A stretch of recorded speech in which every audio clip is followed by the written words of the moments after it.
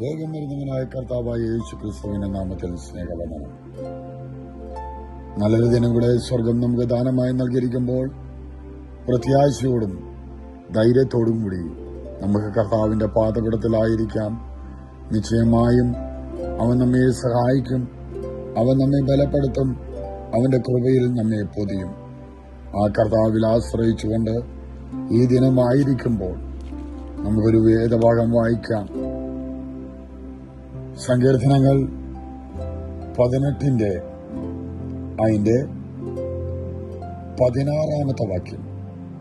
അവൻ ഉയരത്തിൽ നിന്ന് കൈനീട്ടി എന്നെ പിടിച്ചു, പെരുവെള്ളത്തിൽ നിന്ന് എന്നെ വലിച്ചെടുത്തു. 17 വായിക്കട്ടെ. ബലമുള്ള ശത്രുവിന്റെ കയ്യിൽ നിന്നും എന്നെ വെറുത്തവരുടെ പക്കൽ നിന്നും അവൻ എന്നെ വിടുവിച്ചു. അവർ എന്നിലും ബലവാന്മാരേറിയവരായിരുന്നു. സഹായമില്ലെന്ന് തോന്നാൻ ഒരുപക്ഷെങ്കിൽ മാനുഷികമായ കണക്കൂട്ടുകളിൽ തെറ്റുമ്പോഴും മാനുഷികമായ ചിന്തകൾ അതിന്റെ ലക്ഷ്യത്തിലെത്താതെയും വരുമ്പോൾ അറിയാതെ പറഞ്ഞു പോകും, കർത്താവ് എന്നെ അറിഞ്ഞില്ലയോ.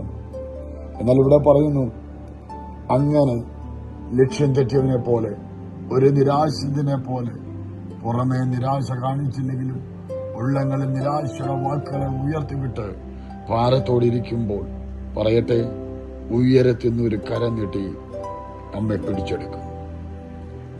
ആ സങ്കടാവസ്ഥയിൽ, ആ ബലഹീനപ്പെട്ട സ്ഥാനത്ത് ബലമേറിയ കരങ്ങൾ പെരുവെള്ളത്തിൽ നിന്ന് എന്നെ വലിച്ചു ഒഴിച്ചുകൊണ്ടുപോകുന്നത് പോലെ വിശ്വാസ ജീവിതത്തിൽ നിന്ന് പിന്നോട്ട് വലിച്ചുകൊണ്ട് പോകുന്നതുമുള്ള പെരുവെള്ളത്തിൽ നിന്ന് ആ ബലമേറിയ കരം നമ്മെ വലിച്ചെടുക്കും. ബലമുള്ള ശത്രുവിന്റെ കയ്യിൽ നിന്ന് ബലവാനായ ശത്രു, ഈ ലോകത്തിൻ്റെതായ ശത്രു, അവൻ ബലവാനായിരിക്കും.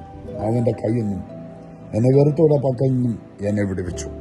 ഇത് പറയുവാൻ സർവശക്തനായ ദൈവം നമ്മെ സഹായിക്കും. ആ ബലമുള്ള കരങ്ങളിൽ നമ്മെ സമർപ്പിച്ച് പ്രാർത്ഥനയോടെ ധൈര്യത്തോടെ വീണ്ടും കർത്താവിൽ സമർപ്പിക്കാം.